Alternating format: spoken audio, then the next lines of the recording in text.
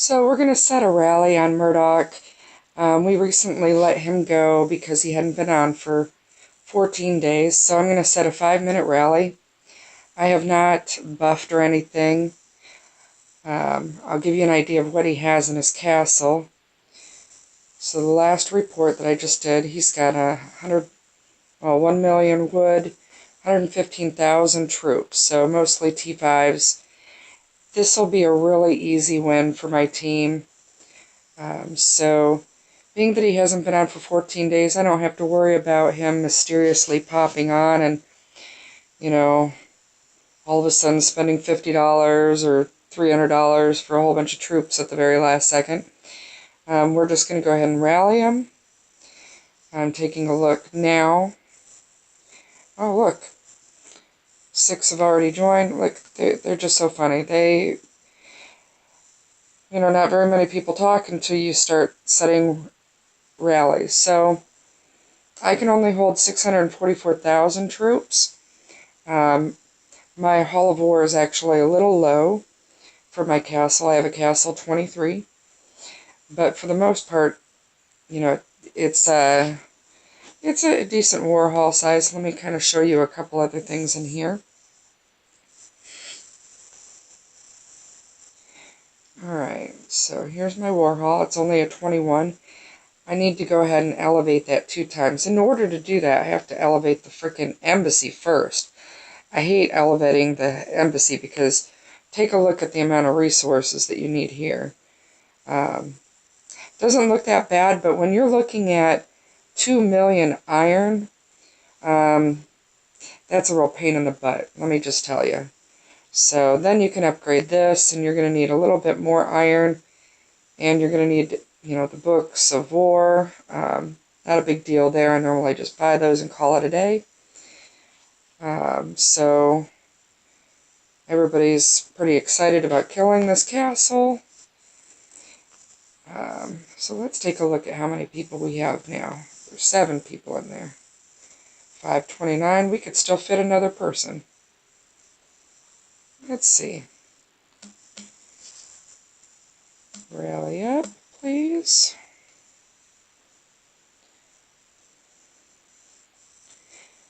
I'm guessing I'm one of the few people that actually play this game and try to be polite. Seems I've heard a lot of complaints about how some leaders, not all, are just not very helpful. So we'll help here. Let's see. Check one more time. It's only 7. He was a cool player too. That's really a shame. So let me go to his square.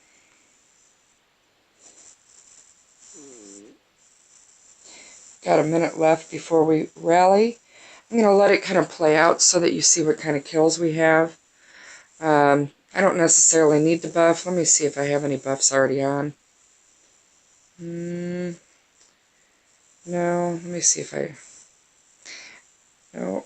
Okay, so I could go here and do like a boost attack. My favorite, quite honestly, if you're going to do this, if you're going to get one of these, my personal opinion is don't skimp, go for the 12-hour Savage attack. It's 25% added to the troops. Now, don't go crazy and think that your castle 14 is going to beat a 29, but, go ahead and attack, random castles. I suggest going, a little bit smaller than yours, castles that maybe don't have a lot of troops in them. If you're going to attack anything more than 45,000 troops, and they are a level beneath yours or your same level, then you're going to want to consider rallying. The goal of this game isn't to see who loses the most troops. I'm a big fan of just playing smart instead of hard. Going to individual kills, just to give you an idea of where I'm at 29th. You'll notice CMD is pretty much the one that dominates our area. Charles is normally in C and D. The guy at the top, we call him Puppy Face or Bowl Cut. That guy is insanely good at just wiping everything out. He's been zeroed several times. His brother is the white tiger down here. But they're there's a big war between the Chinese and the Koreans in our game. So if you go down here, I'm at just under 5 million. And I'm the top for my alliance. Psychic is next. CHM, who hasn't been on for like 7 days. He's about to get booted. So we've got some decent players in here. Now we're off marching. And I really wish there was like a button, like in Clash of Kings and Game of War, where you can speed up your rallies. Gets on my nerves having to wait forever. But, then again, I don't really boost my dragon for speed because I would rather have power over speed any day. Big difference between being hit by a bicycle and being hit by a train. So, power over speed any day of the week. So, 1 minute left. Let's see what's going on in here while I'm waiting.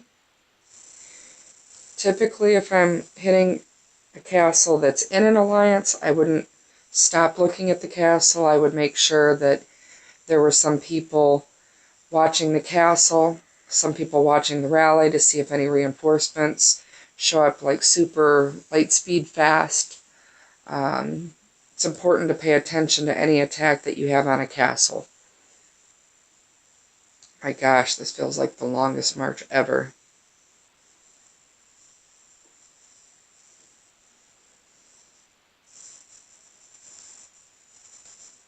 I'll go ahead and open these up.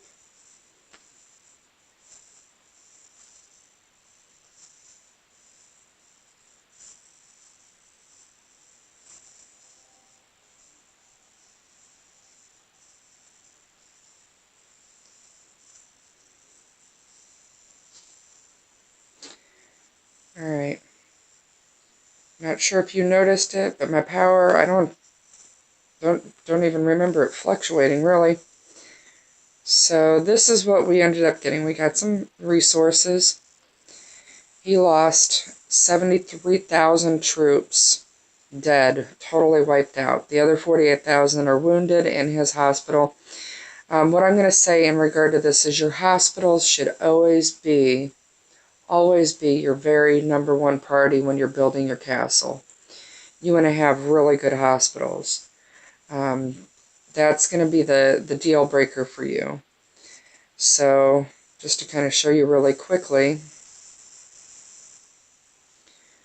down here in my hospitals, I need to heal some troops, just for the record.